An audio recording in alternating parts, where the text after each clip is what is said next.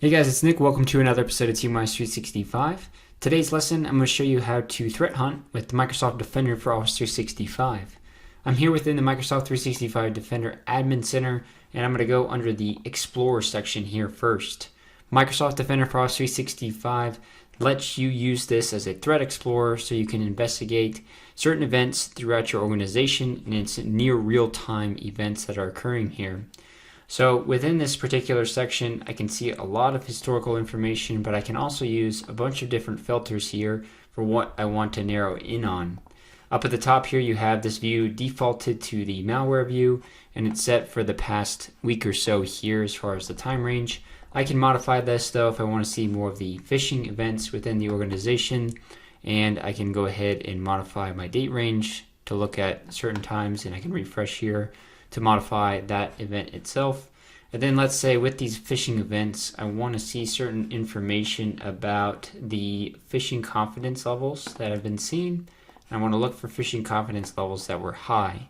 I can go ahead and refresh here and I can see this metadata, and I can also see the individual messages that were sent in an isolated sandbox view here with tons of metadata about the recipients and the sender names, more details about the attachment including any header information, attachments if they were in there with the SHA-256 encryption setting as well too, some of the devices that these were affected as well too within the organization and the alert count that it generated from that.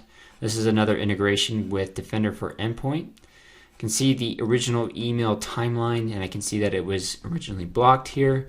And I can see similar emails as well that went out to other users within my organizations, and it looked like all of these were blocked from this particular event within my organization. Looks like they all went into quarantine, and that makes sense since they were high confidence phish. The cool part here is you can actually save this query and you can name it, so I'm just going to name this one myself.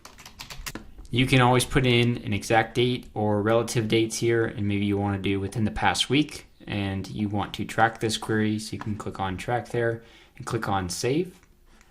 When you track it, it goes under this threat tracker section here, so you have it available to you.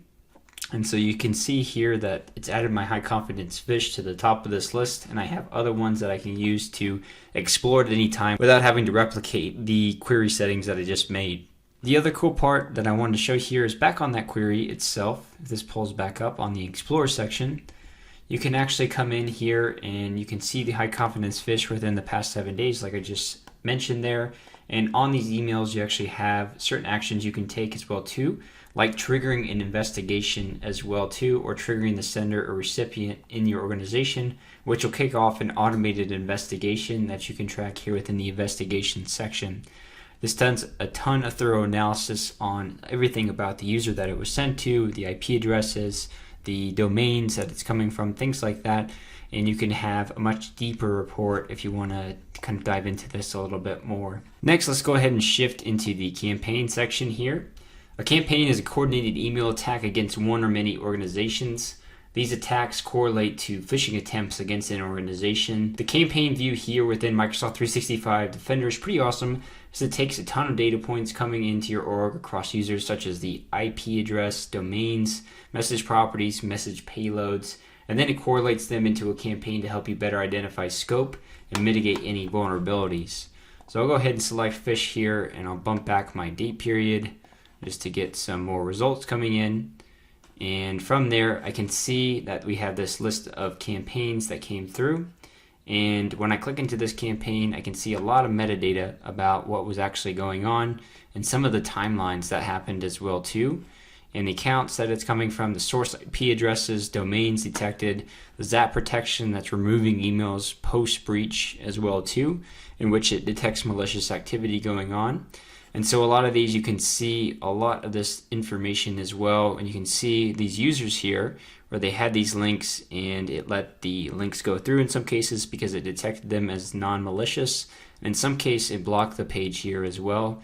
So you have a lot of investigation you can do about these campaigns, and you can see the full scope here as well, whether it's between the sender IPs or the actual users within your organization who were affected, as well as the URLs that were sent within these campaigns additionally as well. And the main thing, again, it's correlating all of these events that's occurring across many different users within your organization, and trying to build this particular campaign that you really wouldn't be able to do normally as a SecOps admin within your company. The final section I want to point out here is the hunting section up at the top. This is part of the overall integration with Microsoft 365 Defender and the product suite offerings that it has here. So some of these features are incorporated with the other subsets of Defender Office Suite, like Defender for Endpoint and Defender for Identity, things like that. You have some email events here that are related, which you can build queries off of, and this is more advanced just because you're using the KQL query language. They do have some starter packs here as far as getting started with some of the shared queries from the community. And in some of them here, I could open them up and I can see more information about pre-made queries that I can use to look into.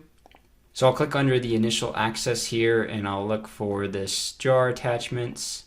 And this is a pre-made query here that's looking for certain attachments within my email, and it gives you more information about this. And I can run this query to see if there's any results within my organization. In this case, there's not, but it gets you a little bit more familiar with the KQL language before actually diving in, and gets you some examples you could reference as well too while you're trying to build your own queries for things you might want to look at here. This may not be something that you ever get into if you don't get that advanced, or if you have a smaller organization. You may be able to just leverage the Explorer or the campaign view here under the Defender for Office 365 email and collaboration section.